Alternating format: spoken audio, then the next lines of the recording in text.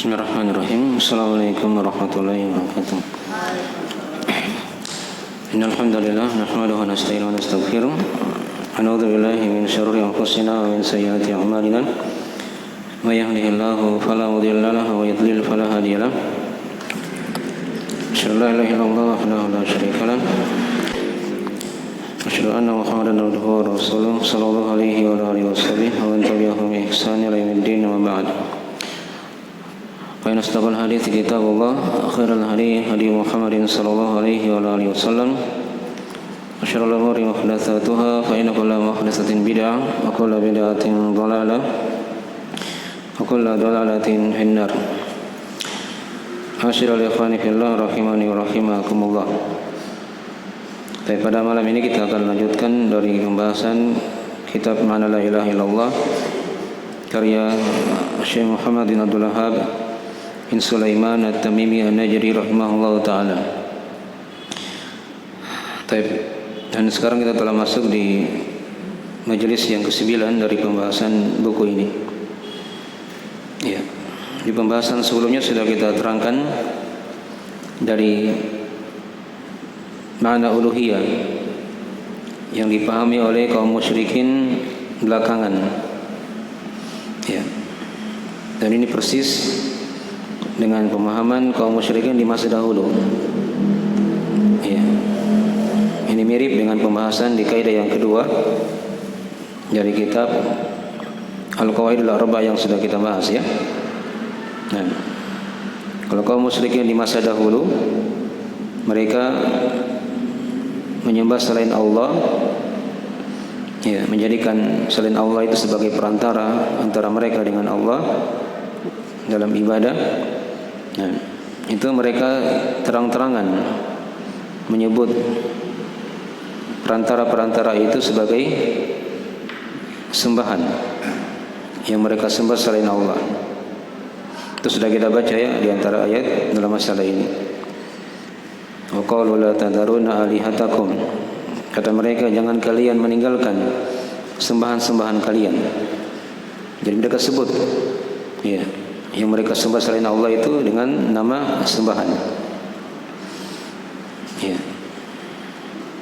Animshu wasbiru ala alihatikum. Bersabarlah kalian kepada sembahan-sembahan kalian. Itu pesan mereka ya kepada kawan-kawan mereka yang lainnya dari kaum musyrikin juga. Jadi mereka jelas sebut terang-terangan bahwasanya yang mereka sembah selain Allah itu adalah sembahan. Ya, itu yang sudah kita jelaskan. Adapun kaum musyrikin di masa sekarang, dia jelaskan bahwasanya mereka itu menyebut perantara-perantara tadi itu bukan sembahan.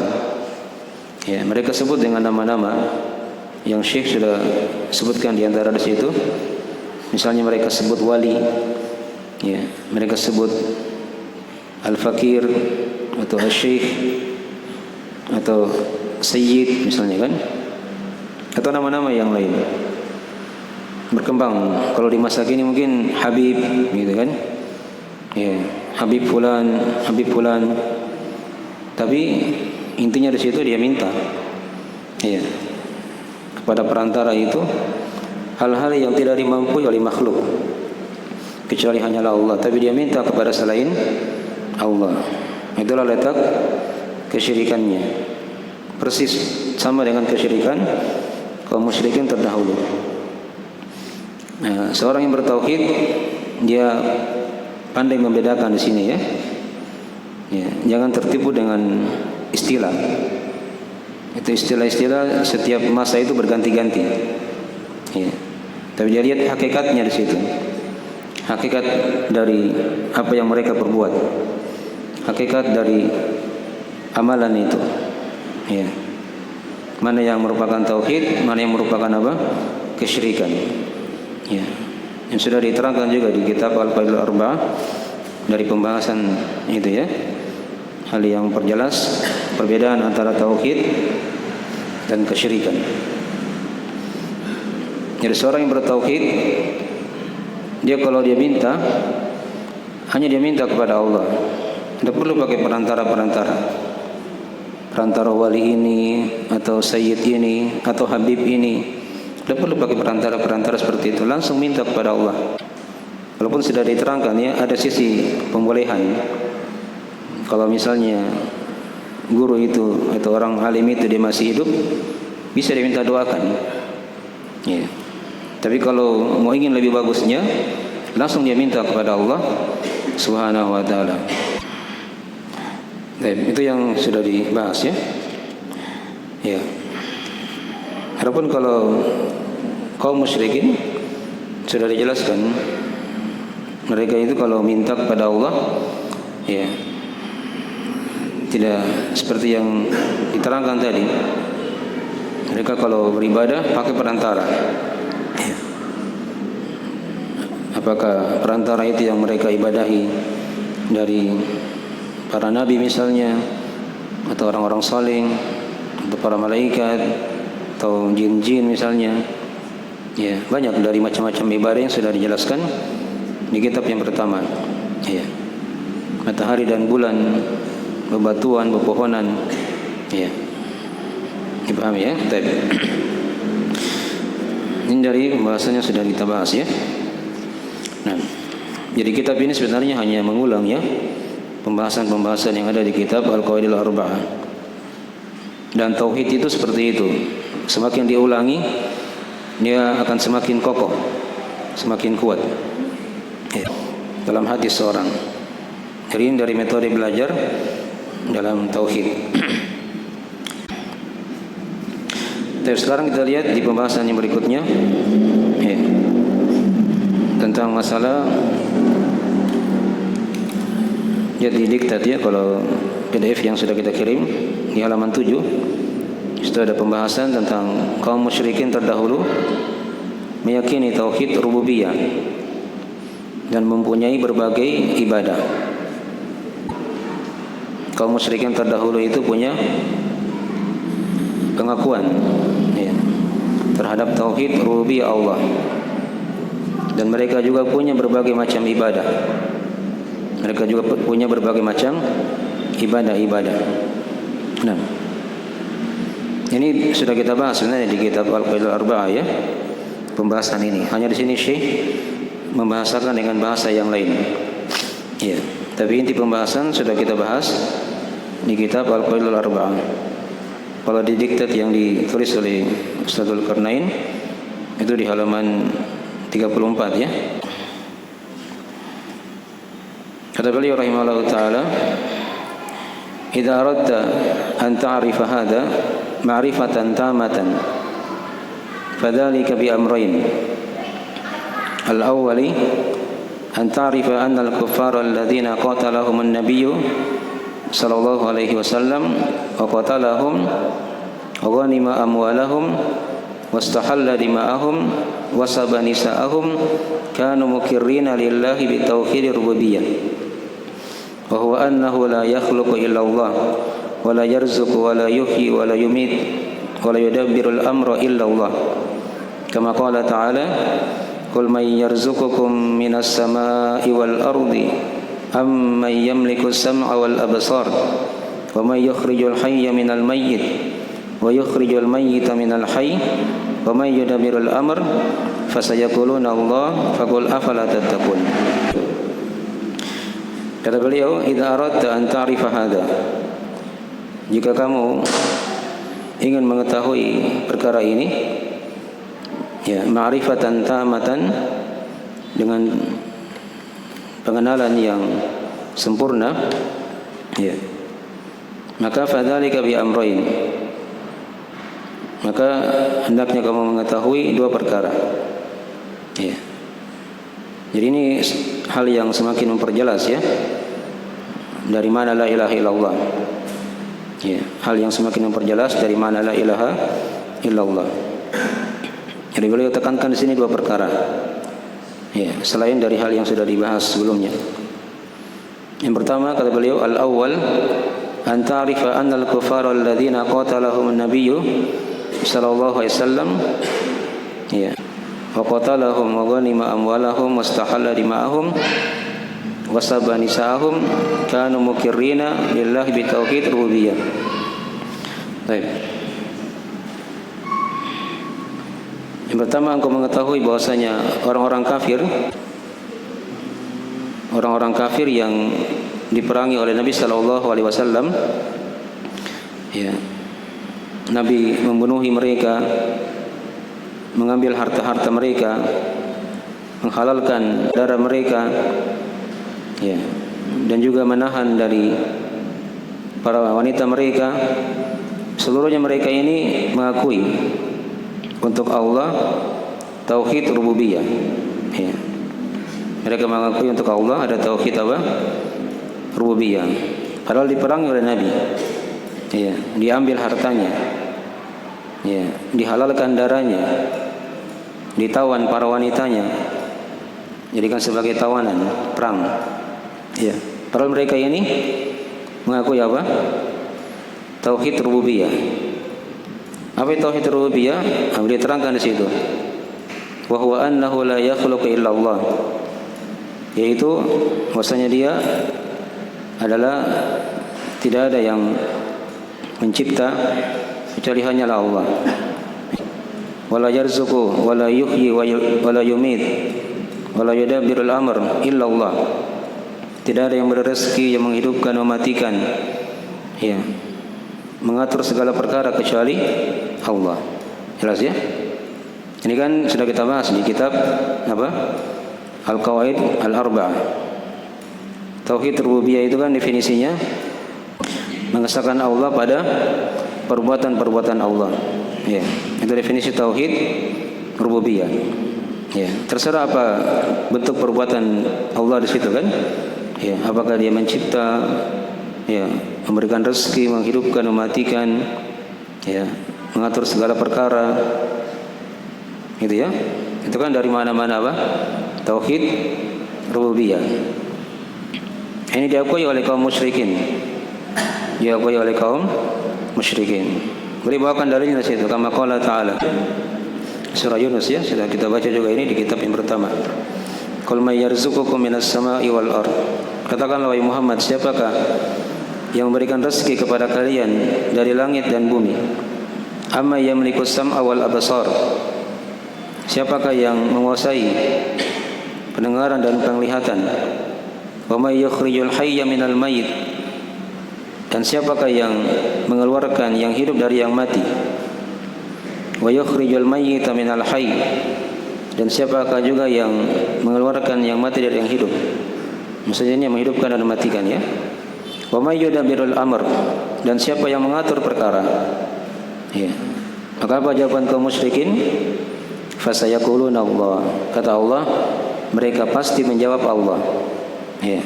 Mereka pasti menjawab Allah yang melakukan semua itu, yang memberikan rezeki, yang menghidupkan, mematikan, yang menguasai, yang mengatur perkara. Nah, dikatakan di akhir ayat, faqul afala tattaqun. Ya. Maka katakan kepada mereka, tidakkah kalian bertakwa? Tidakkah kalian apa? Bertakwa? Nah, ini sudah kita bahas ya di kitab Al-Qawaid Al-Arba'ah. Jadi perhatikan tadi ya di awal dari pembahasan, ya, Nabi di situ memerangi kaum musyrikin, ya, membunuhi mereka, merampas harta-harta mereka, menghalalkan darah-darah mereka, menawan para wanita mereka. Ya, ini dilakukan oleh Nabi SAW ketika beliau sudah menjadi apa? Penguasa. Ya, dipahami ya? Nah, dan di sini juga kita ambil dari pelajaran dari hal yang memperjelas makna la ilaha illallah. Ya, dari hal yang memperjelas makna la ilaha illallah. Kita baca dulu semua dari apa yang diterangkan oleh penulis di sini ya. Kata beliau, wa hadhihi mas'alatun 'azimatun muhimmatun wa hiya an ta'rifa anna al-kuffara syahiduna bi hadza kullihi mukirruna bihi wa ma'a dzalika lam yudkhilhum fil Islam wa lam yuharrim dima'ahum wa amwalahum wa kanu aidan yatasaddaquna wa yahujjuna wa ya'tamiruna wa yata'abbaduna wa yatrukuna asya'a minal muharramat khaufan minallahi azza wa jalla. Nah, Syekh terangkan di situ. Kata beliau, ini masalah yang besar, yang sangat penting kita ketahui ya. Bahwasanya engkau mengetahui, mengenal semuanya orang-orang kafir ya di masa Nabi ya, maksudnya itu bersaksi, mempersaksikan akan perkara ini semuanya yang sudah diterangkan tadi ya, yang mencipta, yang mengatur, yang menguasai, yang menghidupkan, mematikan. Itu orang-orang kafir paham.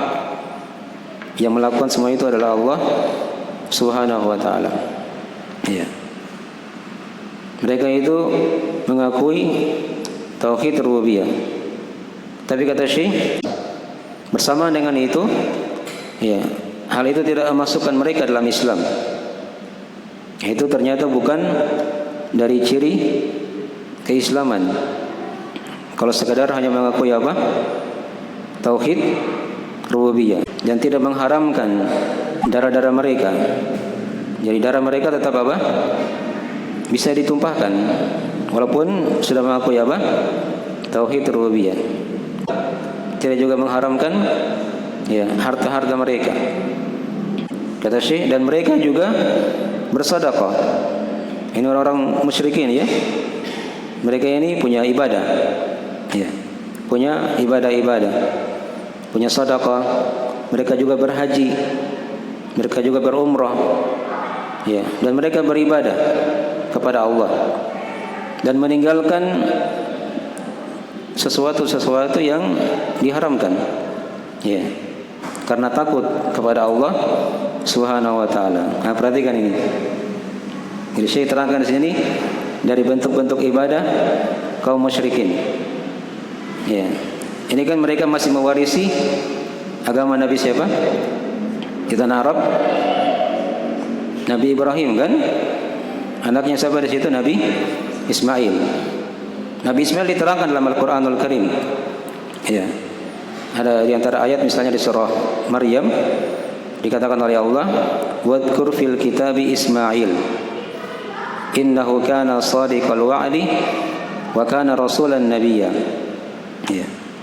Kata Allah, ingatlah dalam Al-Qur'an ya, Nabi Ismail itu.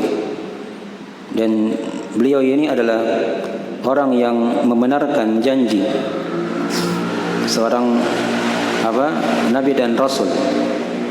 Seorang nabi dan rasul. Nah, diterangkan di situ, wa kana ya'muru ahlahu bis salati waz zakati wa kana 'inda rabbih mardiyya.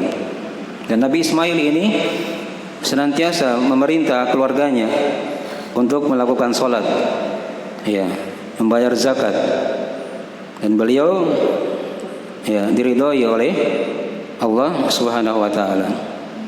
Jadi di syariat Nabi Ismail itu sudah ada salat, sudah ada zakat, ya. Bahkan sudah ada haji dan umrah. Dipahami ya? Itu diwarisi dari ajaran Nabi Ibrahim alaihissalam sampai di masa jahiliyah. Ya. Kaum musyrikin juga masih ada yang mewarisi dari ibadah-ibadah itu. Ya. Diterangkan tadi oleh Syekh. Nah, tapi ibadah mereka dicampur dengan apa? Dengan kesyirikan. Nah, itulah letak kesyirikan mereka nanti yang akan diterangkan juga di pembahasan setelahnya. Jadi mereka beribadah kepada Allah, ya. Tapi di sisi lain juga mereka beribadah kepada selain Allah. Dia campur ibadahnya. Nah, itulah yang dikatakan apa? Kesyirikan. Dan mereka tinggalkan juga hal-hal yang diharamkan karena takut kepada Allah Azza wa Jalla. Ya, jangankan kaum musyrikin ya. Ya, makhluk yang paling kafir saja seperti iblis itu takut kepada Allah. Ya, diterangkan di sebagian ayat dalam Al-Qur'an Al-Karim. Dia bilang, "Inni akhafullaha rabbal alamin." Sesungguhnya aku ya takut kepada Allah Rabbal alamin. Tapi itu bukan sebab yang menyebabkan dia dihukumi sebagai apa? Seorang muslim. Ya, jadi sekadar beribadah, dia lakukan ketaatan, meninggalkan hal yang diharamkan, punya rasa takut kepada Allah, ya, itu bukan dari ciri keislaman. Ya. Bukan dari ciri apa? Keislaman. Tidak memasukkan seorang hamba dalam apa? Dalam agama Islam. Jelas ini ya? Baik. Ini makin dirinci ya dari penjabaran dari kaidah yang pertama di kitab Al-Qaidah Al-Arba'ah. Ya. Jelas ya? Baik. Terus sekarang apa dari ciri keislaman? Nah, cirinya seorang muslim itu dia bersaksi akan la ilaha illallah, ya, dia amalkan dari konsekuensinya, dari rukun-rukun yang sudah diterangkan kan? Itulah seorang muslim. Ya. Itulah seorang yang berislam. Ya. Dipahami ya? Sekadar mengakui tauhid rububiyah itu bukan sebab yang menyebabkan seorang itu masuk dalam agama Islam. Baik. Ada ayat-ayat yang sudah kita baca ya kemarin di kitab Al-Qaidah Al-Arba'ah seputar masalah ini ya. Nah, banyak ayat-ayat dalam Al-Qur'an Al-Karim yang menjelaskan bahwasanya kaum musyrikin itu mengakui apa? Tauhid rububiyah. Iya. Lihat di situ dari pembahasan dari poin masalah yang sudah diterangkan ya di diktat yang dirangkum oleh Al-Ustaz Dzulqarnain. Di halaman 37 ya, situ ada pembahasan. Yang pertama kan pengakuan kaum musyrikin terhadap tauhid rububiyah, sudah dibahas tadi ya. Baik. Yang kedua, kaum musyrikin juga punya berbagai ibadah dan meninggalkan sejumlah hal yang diharamkan. Jelas ya, ini sudah diterangkan tadi. Masalah yang ketiga, sesungguhnya seluruh hal itu ya tidak memasukkan mereka ke dalam apa? Islam. Itu bukan ciri keislaman. Sebab ciri keislaman itu tatkala seorang dia bersaksi akan tauhid apa? Uluhiyah. Kalau benar tauhid rububiyahnya, maka pasti dia akan ya melanjutkan tauhidnya dengan mengakui tauhid uluhiyah Allah Subhanahu wa taala. Ya, dan tauhid uluhiyah itu terkandung padanya tauhid rububiyah. Ada tauhid rububiyah di situ. Jadi ini tidak bisa dipisahkan ya antara tauhid rububiyah dengan tauhid uluhiyah. Yaitu mengesahkan Allah dalam peribadahan. Dipahami ya? Baik. Nah, itu dari ciri pembeda antara muslim dan apa? Dan kafir. Lihat pada pengakuan terhadap tauhid apa? Uluhiyah, bukan tauhid rububiyah. Tauhid rububiyah semua orang paham. Ya.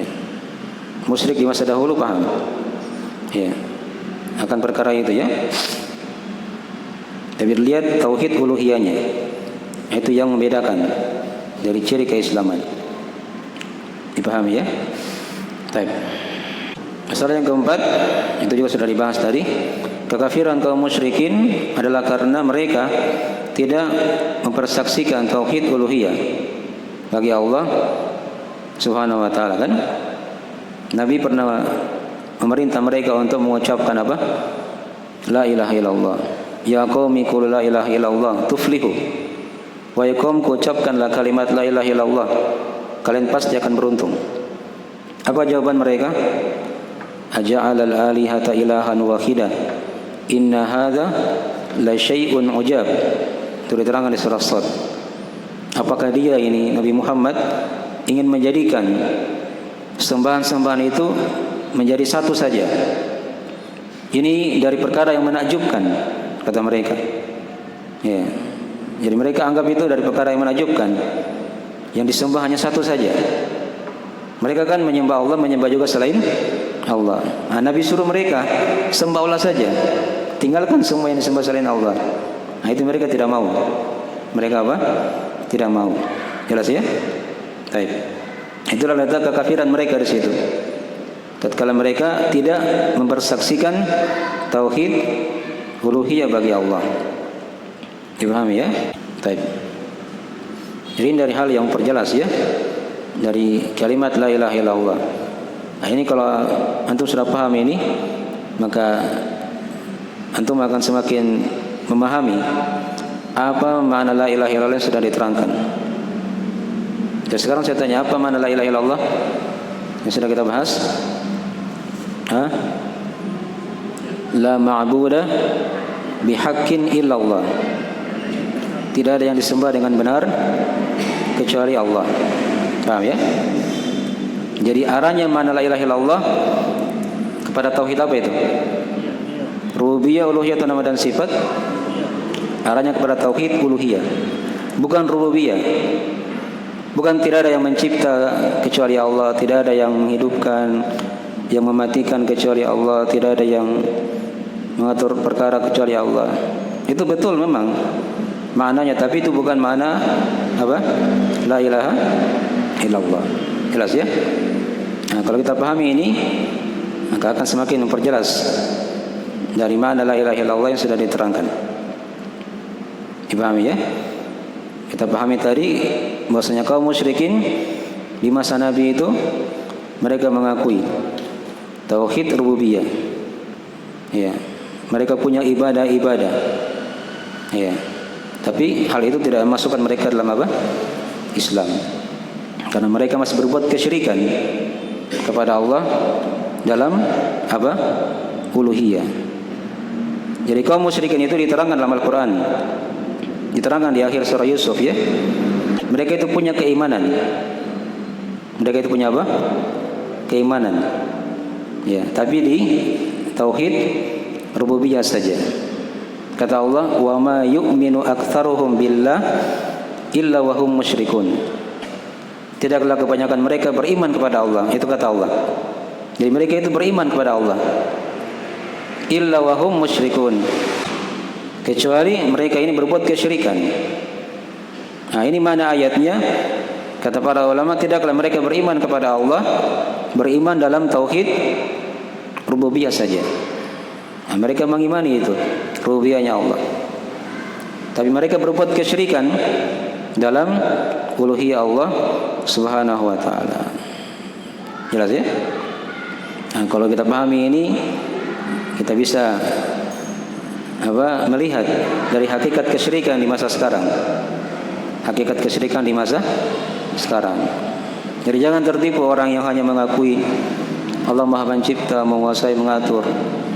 Kemudian juga dia sholat, ada puasa juga, dia bayar zakat, ya, dia ucapkan juga syahadat la ilaha illallah, dia juga berhaji, dia juga berumrah. Tapi kalau dia melakukan kesyirikan, itu bukan muslim. Itu bukan apa? Muslim. Walaupun dia sholat, ya. Walaupun dia puasa di bulan Ramadan, dia bayar zakat, dia berhaji, dia berumrah, ya. Dia tinggalkan hal-hal yang diharamkan. Itu kan persis dari ibadah apa?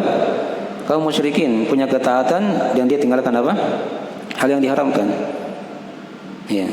Tapi mereka bukan apa? Bukan muslim. Bukan muslim. Ya. Baik.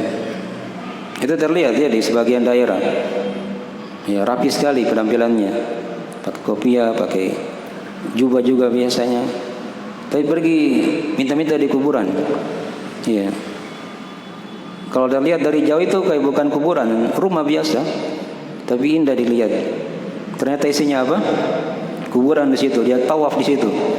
Iya, dia duduk meminta kepada wali itu. Dipahami ya? Itu bukan muslim itu. Walaupun dia sholat 5 waktu. Iya. Dia puasa, dia zakat, haji misalnya, umrah. Itu bukan apa? Muslim. Karena kaum musyrikin seperti itu juga. Dipahami ya?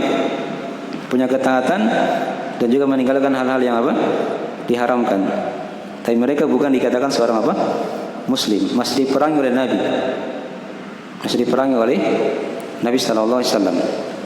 Ya, dihalalkan darah-darah mereka, diambil harta-harta mereka dan ditawan para wanita mereka sebagai tawanan perang. Itu boleh. Tapi ingat ya, yang menerapkan ini apa? Pemerintah. Ya. Jelas ya? Baik. Akhirnya dari pembahasan yang semakin memperjelas dari mana la ilaha illallah. Baik. Jam berapa sekarang? Sudah mau azan mungkin ya. Ya. Nanti masalah yang berikutnya kita bahas insyaallah taala di sesi yang lain. Silakan kalau ada yang mau ditanyakan, kita tanya jawab sebelum kita tutup majelisnya.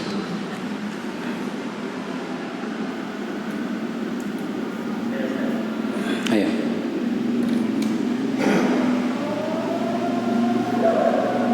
Satu aja ya, sudah azan.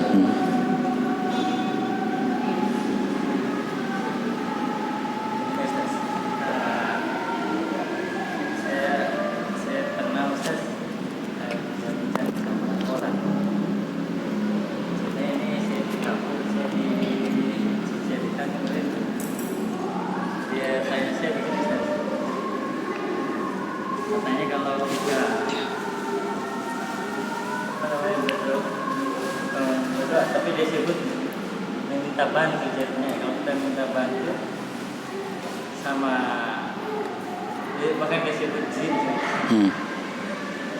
Itu sebenarnya menurut dia sama halnya ketika kita minta bantu itu sama dokter ceritanya. Kira-kira gimana Ustaz? Ya. Jadi ada yang bertanya ya, meminta bantuan kepada jin katanya sama dengan meminta bantuan kepada apa? Dokter. Ya, itu kias yang batil namanya. Tidak sama, beda ya. Jin antum tidak lihat, ya. Dokter antum lihat, kan tidak sama kan? Jinnya jin, dokter manusia. Ya. Baik. Jadi kalau dia minta bantuan kepada jin, itu masuk di kesyirikan ya. Ya. Itu kan ada ayatnya dalam Al-Qur'an Al-Karim. Apa innahu kana rijalun minal insi ya'udzuuna birijalin minal jinni fazaduhum rahaqa. Sungguhnya ada sekelompok lelaki dari kalangan manusia itu meminta bantuan perlindungan kepada sekelompok lelaki dari kalangan jin. Maka jin ini menambah kepada mereka apa? Kesesatan. Itu kesyirikan. Beda kalau diminta bantuan kepada dokter. Padahal yang dimampu oleh dokter ya. Ya, itu tidak ada masalah. Jelas ya? Itu jelas kesyirikan ya. Jelas kesyirikan. Meminta bantuan kepada makhluk itu dirinci ya. Kalau dia lihat misalnya hal yang makhluk itu mampu, iya, dia bisa bantu, tidak ada masalah. Tolong-menolong dalam kebaikan kan? Manusia sama manusia. Tapi kalau sama jin itu tidak bisa kita mengukur perkara itu ya. Termasuk dari perkara kesyirikan. Dari perkara apa? Kesyirikan. Baik. Waktunya sudah masuk ya. Nanti kita sambung lagi insyaallah taala di sesi berikutnya. Nah. Baik, kita akhiri majelisnya. Jika ada Quran mohon dimaafkan.